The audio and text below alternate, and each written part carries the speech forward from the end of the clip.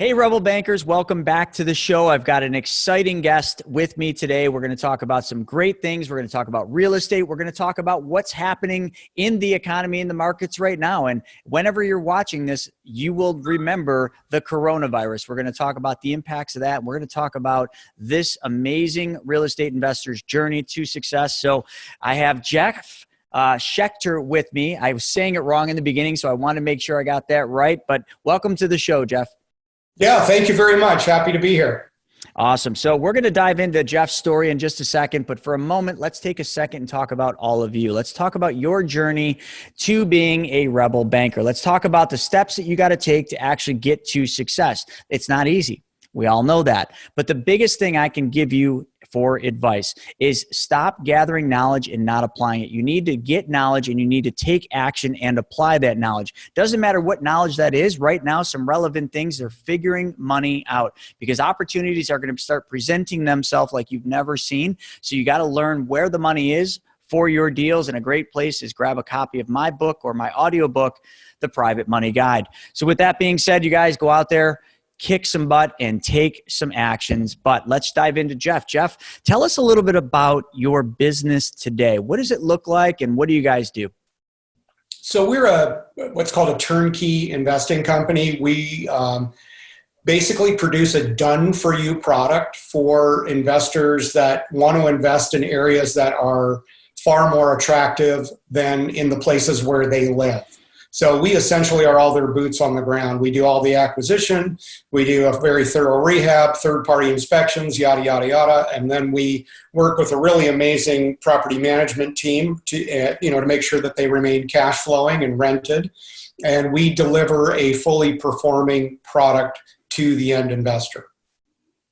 That's a huge need right now. There's a lot of people that are, their money's in Wall Street, and obviously we know what's happening with that. That's getting decimated, and they're looking for the flight to safety. They're looking for where can their money go? What's the safest route for their money to go? And people don't know where that can be. But you know what? Real estate has and always will be one of those staples. Even if real estate goes up and down, you always can turn it into cash flow, which is what you guys do. So that's such a huge thing. And I bet you right now you guys got to be really busy, maybe changing some things, but really busy getting kind of the word out there that this is what you guys do. Because I'll tell you what, people are going to need that. People don't have time to sit there, rehab houses. No one wants to deal with contractors. That much I can tell you for sure. Yeah. So with that, let's talk about how did you land doing this? Like what was the path and the journey that you took to get here? Well, it's kind of a longer story. I mean, I did have a flipping business way back in the day in, 06, 07, and then we all know what happened in 08. And I basically found myself, my ass had been handed to me on a silver platter. So I then was very curious about the internet and was starting over and really got curious about the whole marketing and psychology side of selling things on the internet. So at the time I was living in San Antonio, Texas. I moved up to Austin, which most people know is a pretty big mecca for online entrepreneurs. And they're only about 80 miles apart. And I really got connected with an amazing group of people up there and really cut my teeth working with some really cool different projects in terms of digital marketing and creating information products. And I found myself working for a buddy of mine who had mostly a Facebook ad agency, but was also giving away a lot of free advice. And I started a coaching and consulting division for his company. During that period, we would bring in students that had other successful businesses, and we were teaching them, of course, these business owners, how to leverage the internet, Facebook, social media to grow their respective businesses. And at the time, I was, sharpening some of my skills, copywriting skills, consultative selling skills, that sort of stuff. And one of our best students reached out to me and said, "Hey, dude, I've been buying some properties in Indianapolis from this quote-unquote turnkey group, and I feel like I'm getting some good returns. I'm recommending these guys to some friends and family. They're getting good returns. They're paying me some commissions, things like that. I think there's a business here. Would you mind if we booked a call?"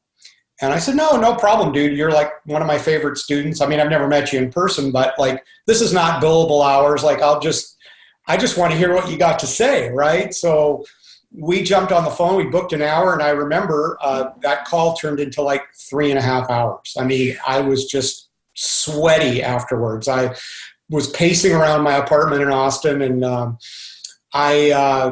were some really great ideas that came out of it, and I had some really good, I guess, just intellectual chemistry with that guy. And the very next day, I sent him an email that just said, like, here's all my notes, and here's all the avatar and the advertising angles, and, you know, how we might structure something like this for you. And a few hours later, he wrote back and he goes, okay, let's do it. And of course, you know, like, I'm calling him up going, you know, WTF, let's do what? And he's like, well, I want you to be my business partner.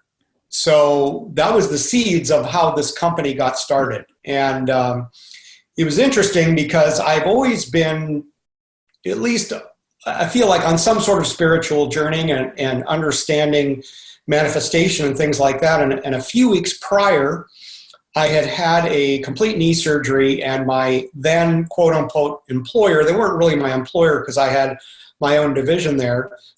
They were kind of trying to kick me out. They were like, dude, we know we just wrote you a big check for the last set of students that came in here, but our accountant is telling us that we've got to make you an employee.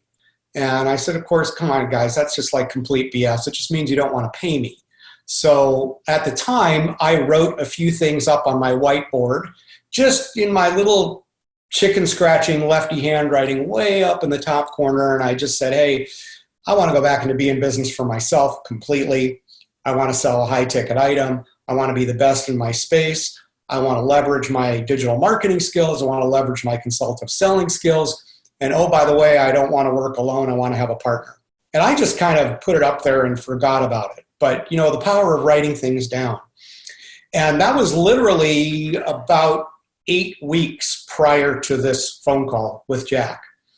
And so when I called Jack up and said, you know, WTF, what do you want to do here? Like, I hung up the phone after he asked me to be his partner, and my eye happened to go towards this little corner of my whiteboard, and I'm like, holy crap, check, check, check, check, check. So it was not very difficult for me to make a decision. Like, even though it was life-changing and basically stop what you're doing, do something completely else, start up an entirely new company in a market that you don't even really know, right? It's like, it was a big leap.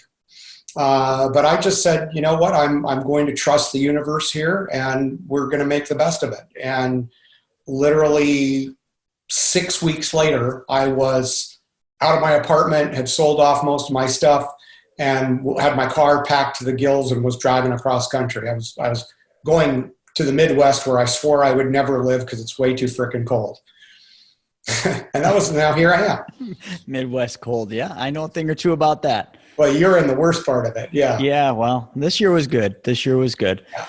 So on that whole thing, like, let's go back to, you know, that was a great story, but let's go back to when you were flipping houses, like right before the recession. Let's talk a little bit about those bumps and bruises. What did you learn during that period? Like, how were you buying the properties? Where was the money coming from? Like, what did all that look like?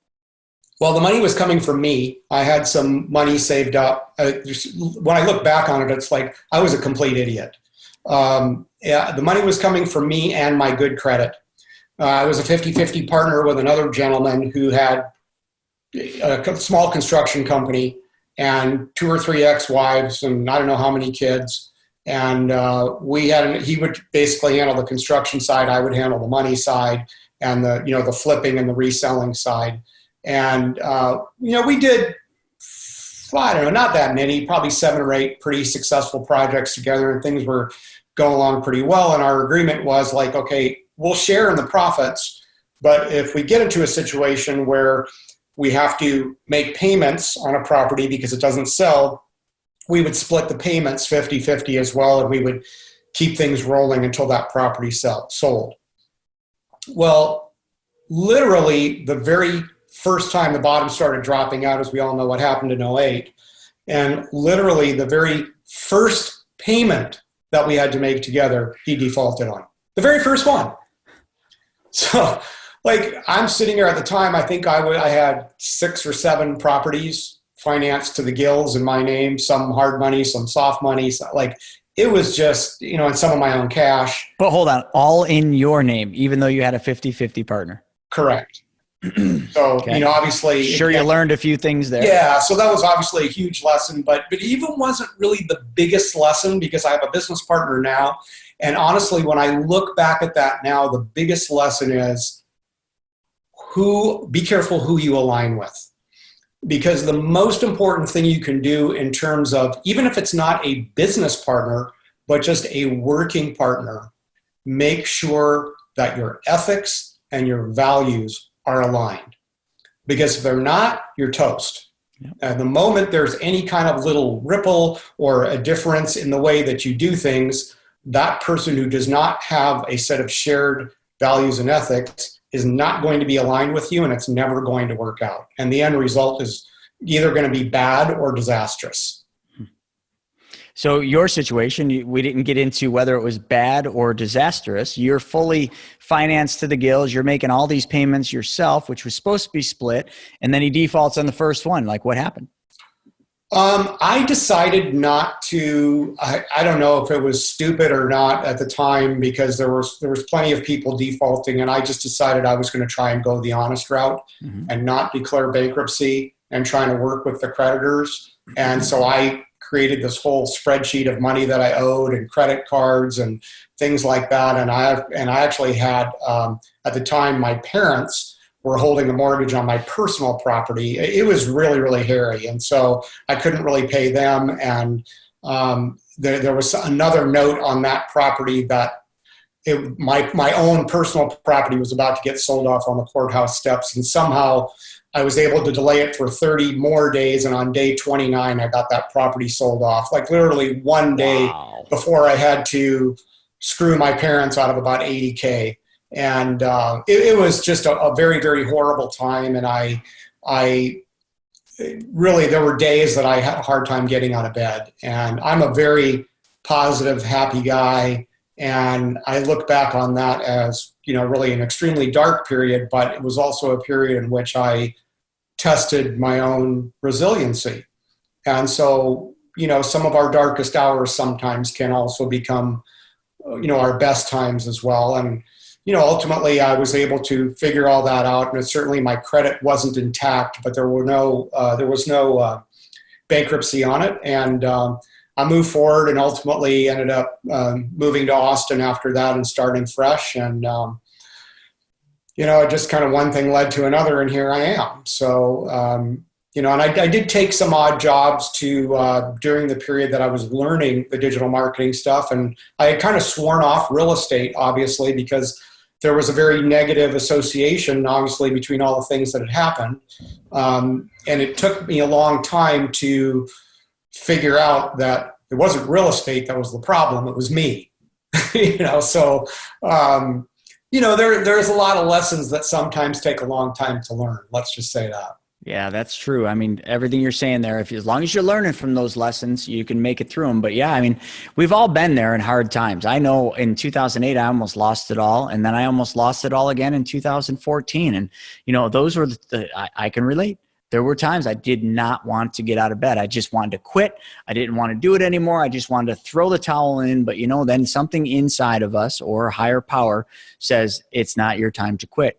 Keep pushing. And when you keep pushing through, look at the results. I mean, now let's go back to something a little bit more relevant to the times we're in now. So you've got this business where you guys are, high return real estate. You guys are doing turnkey properties, which is phenomenal. You guys are doing all the work. And then are you selling those properties off? Are you portfolioing them? What are you doing with them? A little of both. It's mostly selling them off. I mean, our company is 3.5 years old, so obviously profits are everything. And, it's funny because we sometimes have investors accuse us of cherry picking, but actually it's the opposite. So we'll put up properties for sale, and I mean, they're all good cash flowing properties, but if for whatever reason they don't sell, they will then get refinanced into our portfolio, or they get sold off in other means. Sometimes we'll throw them up on the MLS and they'll sell off that way. And we also have been blessed actually with a really great relationship with a fulfillment partner. So they are not a turnkey company, but they're in the wealth building business, and rental properties are an important component of what they do, and we prepare properties for them. So, they take a certain amount every month, but sometimes they'll pick up the overflow, things like that, things that don't sell through our network. So, yeah, we've had some really, really, probably some of the biggest challenges that we've had, believe it or not, is not the stuff from the past, but the first 2.5 of the 3.5 years that we've been in business were extremely difficult. We ended up aligning with the original supplier that my business partner was buying properties from. We were just going to be a sales and marketing company. Like if you said to me, hey, dude, look, you need to go learn how to acquire properties and rehab them and, go through inspections and all that. And it's like, dude, I've had a flipping company. I have no interest in doing any of that stuff. Like, that stuff sucks. I don't want to do that. And so we ended up aligning with this guy who really is just a crook. I mean, he's been indicted, and there was all this. This is much later, obviously. We didn't know it at the time. But there was a whole Ponzi scheme going on, and fake rents and fake leases and money being collected from one investor so they could show rents to another investor. And it just was ugly. And so I said to Jack, this was about 6 or 8 months in, and he's a really super honest guy, definitely ethics and values completely aligned, and said, dude, we're either getting away from these people or I'm just going to say, screw it and move back to Austin. I'm not putting my name to any of this. I don't want any part of this. So I've moved recently. I'll frickin' move again. It's fine. We'll still be friends. No big deal. But of course, by this time, we both had quite a bit of money into startup and obviously quite a bit of sweat equity and marketing and all that. And it becomes tougher to quit. And so we then hopped to a mom and pop property management company that could help manage our then clients. And we tried to appease some of these clients with, going back in and taking money out of our own pockets to do rehabs that were never done correctly that should have been done.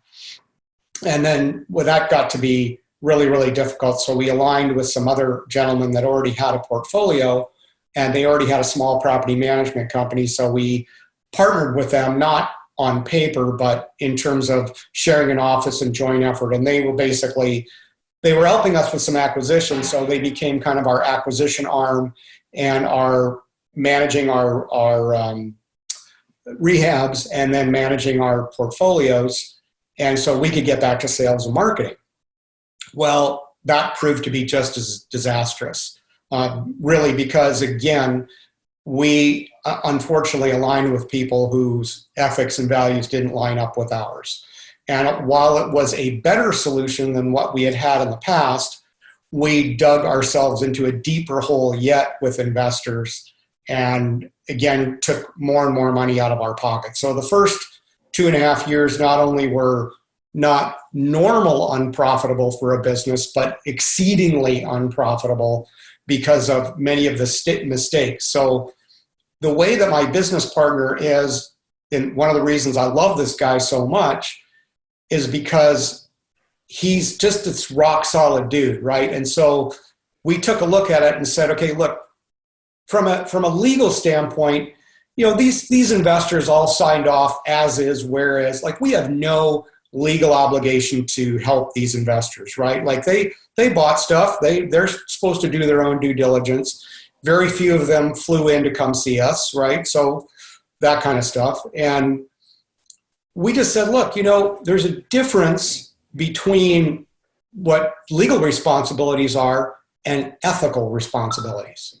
And so we just said, hey, you know what? We're going to suck it up. And even if we got to go another couple, 300 grand into the hole, we're just going to figure it out. We're going to do it. And so that's what we've done. And thankfully, that proved to be the right thing to do because it created a lot of reputation for us and loyalty. And of course, we built a lot of other systems that would ever prevent those mistakes from ever happening again. Like our acquisition team we have now is fantastic, and we go and walk through properties and make sure our head contractor goes through them. And the moment we buy them, we do a full inspection so we know exactly what we're getting into. And then when whatever contractor we assign them to, whatever team we assign them to, they understand they're on the hook for another full inspection at the end. Right? So it's pretty much impossible for a property to not come out great. It's real estate. It's never going to come out perfect, but it's not going to come out great. And then we aligned ourselves with a very unusual national property management company that's doing some really, just some really cool things in the space. They're a data company, and they were funded by VCs, and they're really disruptive to the property management industry. And they just do a fantastic job. And technologically, we've been able to integrate and make things very, very seamless. And so it's almost as if we have our own PM, but we have the guys that have their best strengths doing that. And now we're finally free to do what we do best. Like, I can come on your show. This is freaking awesome. I'm not busy running around, chasing down contractors right now, so it's been a long time coming, but, and a lot of, bloody hard lessons along the way, but, we're thriving, and it's great. That's amazing. Yeah, that's a lot of bumps. I mean, a lot of the wrong people. It's almost like you had it happen, and then you had to learn the lesson again and again. It just seems like just some bad people. I don't know if it's, it was just that you had to learn that lesson, and until you learned that lesson, you just kept getting put into that same situation. Or maybe, I don't know, maybe just that area has just those kind of people. That's nasty stuff right there. But you made it through it, and that's the important part. Yeah, and interestingly, our fulfillment client, the guy that's sort of the ringleader they have about 6 or 7 different companies, and they're very successful. He and I become very, very good friends, and we're all very aligned ethically and value systems. And, they know that we know, obviously we've had with the Corona stuff, we've had some business drop off in terms of our regular investors, but they've stepped up, and they're buying the overflow, and we're just moving right along. So again, it's sort of finally the positive lesson about who are you aligned with. Yeah, absolutely. So with this whole thing going on in the markets right now, this virus and everything, I mean, what changes are you making immediately in your business? Well, we obviously, I think it's a blessing. I mean, look, it's been difficult for all of us, and we're still early in really understanding what's going on. So we've just said, look, what have we got going on right now from an expense standpoint as a company that's fluffy? So we've gotten rid of a couple VAs. We've had a couple of key employees, and we're not a very big company, but a couple of key employees that said, hey, look, we're certainly making less sales right now. We have less revenue. I don't feel like we're in danger of going out of business, but we're going through some challenging periods where there's a lot of unknowns for all of us. And we had a couple employees, including myself, that took pay cuts. And the people that are in sales for us have gone on to straight commission. And, we're just figuring it out, and we're making sure, and this is really stuff that we should have probably done a long time ago, but as any entrepreneur will tell you, you get sometimes so busy in being in the weeds of your company that sometimes it's harder to be up above and take a look at everything, but it has forced us to take a look at everything. And we are now making sure that the people that are assigned certain roles are in the absolute best, most effective role for that person. And that they are not specifically, because a lot of companies, what they'll do is they'll make people cover other stuff. We're doing the opposite. We're saying, what the heck are you best at? Okay, because we want to get the absolute best return on our investment for the payroll dollars that we're currently spending. Mm-hmm. Because right now, if it's admin stuff, I can hire somebody really cheap. I mean, there's some people willing to work for very little right now, and they're very good, and that's okay. And we may put them on. We're actually hiring for a part-timer right now to handle some of that lower level stuff that I don't want my key people doing. So it's been a good thing. I mean, it's forcing us to really, readdress some of the internal structures of our company, and that's never a bad thing. No, that's well said. I mean, it's a lot of adjustments for a lot of companies, and it's just going to continue that way until we see the light at the end of the tunnel in terms of what's going to happen here. And I think that's just solid advice. Just you got to cut where I think you said where it's fluffy. So during this entire process, your entire journey, what would you say your biggest external obstacle has been? The external obstacle, I would say, has been, again, just the poor choice in who we aligned with, because it played out twice in the stuff we talked about today, both in my early partner in the flipping business, and then especially in this more recent business that we're in now, and some of the crazy cast of characters that have been involved in our startup. Again, there was a lot of lessons learned, and it certainly caused us to create this really bulletproof system that we've got now. I mean, literally, it's bulletproof. There's not a property that we turn out now that isn't fantastic. And so we know that we're delivering a product that's freaking awesome. But again, it did not come without some really, really difficult times to get there. And Jack and I laugh and go like, gosh, had we known we were going to go through all this stuff to get to the point that we were at now, we'd have probably never started the company. I never would have. I would have just figured something else out. This has been way too freaking hard. But, here we are. So, okay, now we got a nice solid company. And yes, there's definitely some challenge with Corona and all that. But, I just go, crap, if we've figured all this other stuff out, like, this is nothing. Right.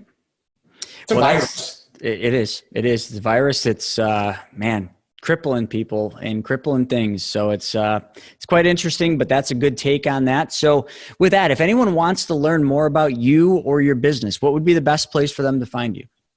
Well, just go to our website. If you see the sign behind me, High Return Real Estate, put a .com on the back of it. We also have a podcast too, and we talk a lot about buy and hold stuff. And you can find that there, YouTube channel. I mean, it's all branded under High Return Real Estate. Awesome. So you guys heard that. So check out the podcast, High Return Real Estate, and the website if you guys want some more information about what they're doing. But I mean, quite the journey, a lot of takeaways, a lot of lessons, and a lot of things you all can apply or not apply in your business to make sure you get there. And that's a lot of it. Sometimes you just got to fail to succeed. And that's what a lot of his journey was about. So Jeff, thank you for sharing that with us. Yeah, thank you. I'm super happy to be here, and it's been fun. Absolutely. So for all of you Rebel bankers on your journey to being successful, to entering, no matter what stage you're at, whether you're just getting into the real estate business or you're a seasoned professional, there are still challenges in this business, and there's a lot of things we all have to learn. So again, remember, the most important thing you can do is not just get knowledge, take knowledge and apply that knowledge to get yourself to the next level. So thank you all for joining us for another episode of the Real Estate Money School. We'll see you in the next one.